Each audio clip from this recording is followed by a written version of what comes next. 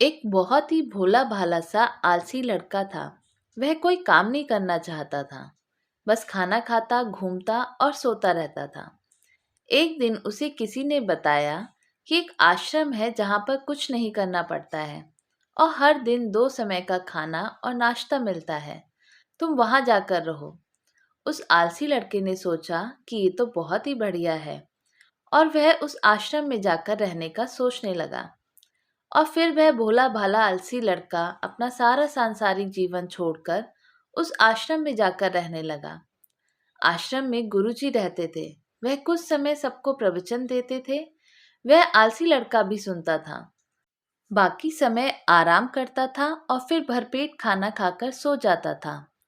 ऐसे ही उस लड़के के दिन गुजरते गए। एक दिन उस आश्रम में कुछ भी नहीं बना। नाश्ते के समय नाश्ता नहीं मिला। उसने सोचा, नाश्ता नहीं मिला, भोजन तो मिलेगा। अब भोजन के समय भी उसे भोजन नहीं मिला। लड़का दौड़ करके गुरुजी के पास गया और उसने पूछा कि आज भोजन क्यों नहीं बना। गुरुजी ने कहा कि बेटा, आज एकादशी है और जितने भी आश्रम के सदस्य हैं उनका उपवास है और तुम्हारा भी आज उपवास है। आज भोजन नहीं बनेगा। वो आलसी लड़का था और उसे भूख भी बहुत लगती थी। उसने गुरुजी से बोला कि मैं उपवास नहीं रहूंगा, मुझे भूख लगी है, मैं खाना खाऊंगा। गुरुजी ने बोला, ठीक है, जाओ भंडारे में से सामान लेकर के आओ और आश्रम में नहीं, बाहर ले जाकर के बना लो। लेकिन याद रखना, भोजन बनाने के बाद सबसे पहला भोग भगवान को लगाना और फिर तुम प्रसाद पाना। वह लड़का बोला, ठीक है, और फिर अनाज लेकर नदी की ओर पहुंचा। भोजन पकाने लगा। तैयार हुआ उसके बाद कहने लगा कि भगवान श्री राम आइए, पधारिए, भोग लगाइए। अब जब उसे लगा कि भगवान तो आ नहीं रहे हैं, तो फिर कहने लगा कि मुझे मालूम है, आपको तो अच्छा खाना खाने की आदत है। मैं बना नहीं पाया और मुझे अच्छा भोजन बनाना भी नहीं आता। लेकिन जो भी रूखा सूखा बना है, आकर खा लीजिए। भगवान श्री राम उसकी सरलता पर बहुत ही प्रसन्न हुए और उस लड़के को दर्शन दे दिए। उसने देखा कि भगवान श्री राम आए हुए हैं और उनके साथ में माता सीता भी आई हुई हैं। लेकिन लड़के ने सिर्फ 2 लोगों के लिए ही भोजन बनाया था, एक अपने लिए और दूसरा भगवान के लिए। और अब क्योंकि भगवान के साथ माता सीता भी आई हुई थी, तो उसने एक भोजन को माता सीता और भगवान के सामने ग्रहण करने के लिए रख दिया। भगवान श्री राम और माता सीता ने भोजन किया और उसके बाद जब वह जाने लगे, तो यह भोला सा आलसी सा लड़का बोला कि प्रभु आप आए, दर्शन दिए, बहुत अच्छा लगा। मुझे खाने को कुछ नहीं मिला, लेकिन कोई बात नहीं। लेकिन आपसे एक विनती है कि अगली बार जब आप आएंगे तो कितने लोग आएंगे ये बता दीजिए, ताकि मैं उतने लोगों के लिए भोजन बनाकर रखूं। भगवान श्री राम मन ही मन मुस्कुराए और फिर अंतर्ध्यान हो गए। लड़का आश्रम गया।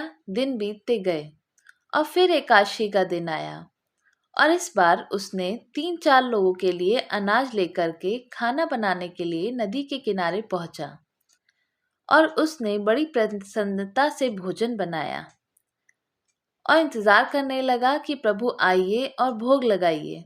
इस बार लड़का देखता है कि भगवान श्री राम पूरा राम दरबार लेकर के आए हैं, जैसे माता सीता, लक्ष्मण, भरत, हनुमान जी और सभी लोग आए हैं। लड़के ने 3-4 लोगों का भोजन बनाया था और इस बार भी भोजन कम पड़ गया।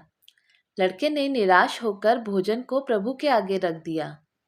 उन्होंने भोजन किया और फिर चले गए और इस बार भी लड़का फिर से भूखा रह गया।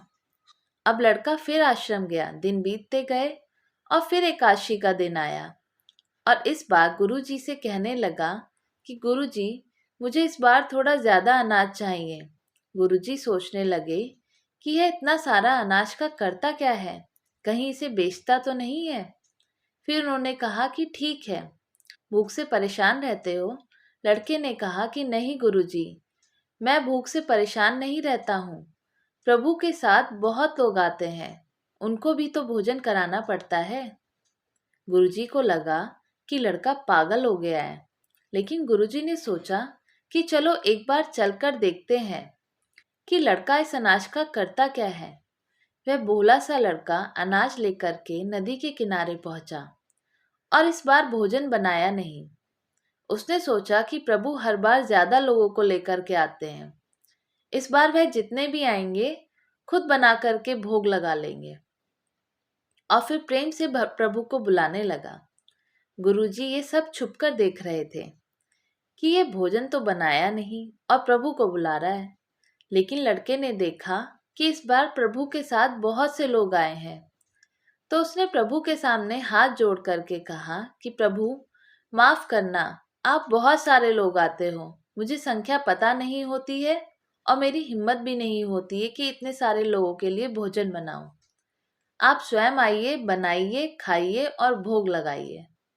प्रभु मुस्कुराते हैं और अपने साथ आए सभी लोगों के साथ मिलकर के भोजन बनाते हैं।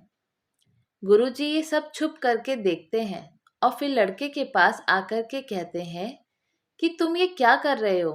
लड़का कहता है कि गुरुजी, आपको दिख नहीं रहा है कि भगवान श्री राम पधार चुके हैं, माँ सीता आई हुई हैं, हनुमान जी भी आए हैं और भी सभी लोग आए हुए हैं, भोजन बन रहा है। गुरुजी ने बोला कि पागल हो गया है, मुझे तो कोई दिख नहीं रहा है। लड़का गुस्सा हो गया और बोला, प्रभु आप ये क्या कर रहे हो, एक तो मुझे भूखा रखा है और गुरुजी को दर्शन नहीं दे रहे हो, जो मुझे पागल समझ रहे हैं। कृपा करके गुरुजी को दिख जाओ। भगवान बोले, नहीं, मैं इन्हें नहीं दिख सकता। लड़का बोला, क्यों नहीं दिख सकते, मेरे गुरुजी तो बहुत महान है, बहुत बड़े ज्ञानी और ज्ञाता हैं। भगवान बोले, हाँ, ज्ञानी और ज्ञाता होंगे, लेकिन तुम्हारी तरह सरल नहीं है। जो सरलता तुम में है वो तुम्हारे गुरुजी में नहीं है। लड़के ने ये बात गुरुजी से कह दी कि भगवान श्री राम कह रहे हैं कि आप में सरलता नहीं है, आप मेरी तरह सरल नहीं है, इसलिए आपको नहीं दिख सकते। गुरुजी की आंखें नम हो गईं और रोने लगे और बोले कि बिल्कुल सही कहा, मेरे अंदर तुम्हारे जितनी सरलता नहीं है। और फिर माफी मांगने लगे। फिर भगवान ने गुरुजी को भी दर्शन दिए। दोस्तों, जीवन में सरलता सबसे आवश्यक है। जितने सरल बने रहेंगे उतना जीवन में आगे बढ़ते चले जाएंगे। जब आप सरल होते हैं तो आप खुद भी मुस्कुराते हैं और दूसरों को भी मुस्कुराने की वजह देते हैं। तो दोस्तों, आपको हमारी कहानी कैसी लगी, अच्छी लगी हमें कमेंट करके बताइएगा। चैनल पर नए हो तो सब्सक्राइब जरूर कीजिएगा, वीडियो को लाइक एंड शेयर भी कीजिएगा। धन्यवाद।